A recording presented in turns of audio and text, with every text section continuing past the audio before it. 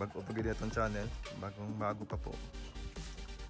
Actually po, pasensya na po sa ngayon lang po ulit ako nakapag-upload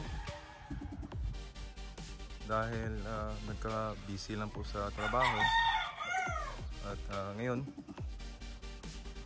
nung Huwebes po, meron po akong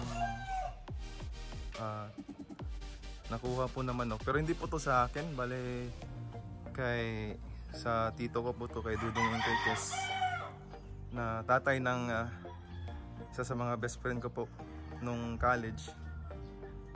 Is nag-order po siya ng manok kay Sabong Pinas. Ngayon po i-upload ko po yung mga manok na po yun dito ngayon. Ito po nakuha niya po sa pahulugan system po ni Sabong Pinas. Bali 3 pullets po yun.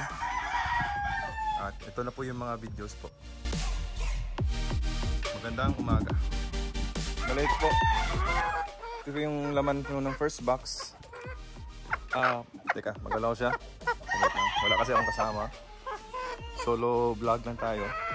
Yung marking po nito is may sa right foot out tsaka left foot in.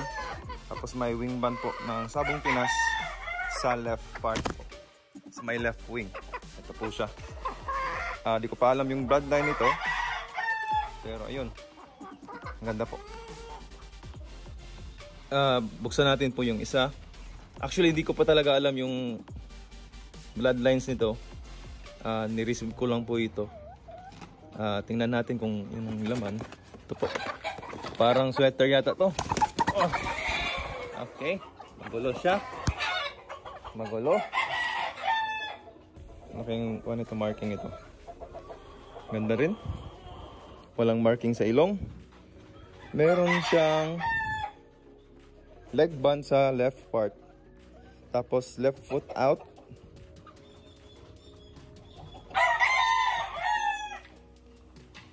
Teka, sorry sa camera. Pasensya na po. Yan. Tapos walang wing band. Walang wing band po. Ito po siya. Again po, left foot out. Tapos may leg band na kulay pula. Sabong Pinas Game Farm. Ito po siya. So yun po, ito last box, yung last po. Tingnan natin kung anong naman. Sana hindi rin gumalaw o lumipad. Tandahan lang. Uy, parang maitim siya. Okay. May lahi yata itong Super Brown Red or Hatch or Gilmore ba? Pero sige, tingnan natin yung marking. Medyo madumi yung paa.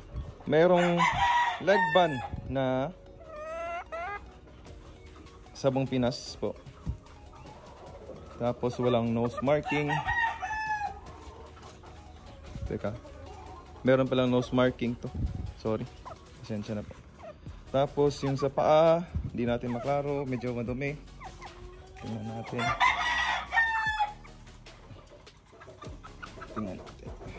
Sorry natin.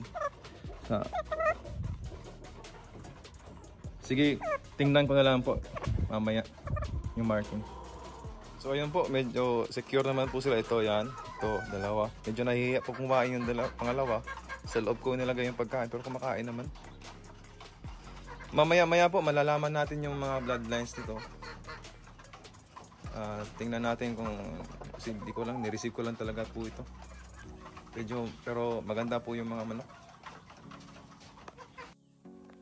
Tamang-tama po yung mag-ship ng mga manok ni Sabong Pinas dito sa Cebu is malapit lang sa pesto ko po.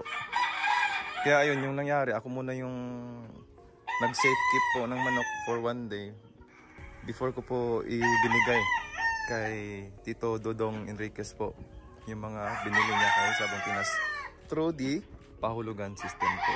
Kaya ayun po, sana po nag-enjoy po kayo at ako rin po ay nagpaplano na bumili kay Sabong Pinas. Actually, member na din po ako ng group chat niya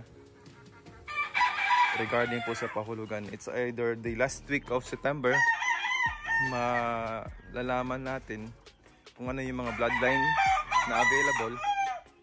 At tapos yung price list, meron na po siyang binigay na price list. Pero hindi ko muna po i-disclose ngayon po. Habang wala pa po, hindi pa po ready yung application niya po. So ayun po, ako nga po lang si Pride Chicken, the chicken lover po. Sana po yung nag-enjoy po ulit kayo sa video na to.